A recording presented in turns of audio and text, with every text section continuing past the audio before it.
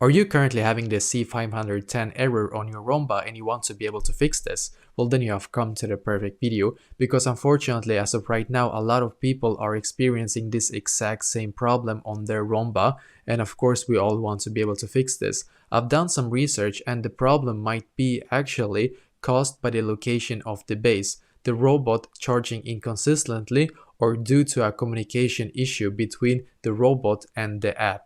So please make sure that the base of the robot is located close to the router and that you actually keep it plugged. So that is the first step that you want to be able to check. And also, we do suggest cleaning the charging contacts and removing and cleaning the front caster wheel according to their own recommendation on robot. So basically make sure that you Google Roomba support, and then you will be able to actually find articles on how to clean the charging contacts on your Roomba, just so you know.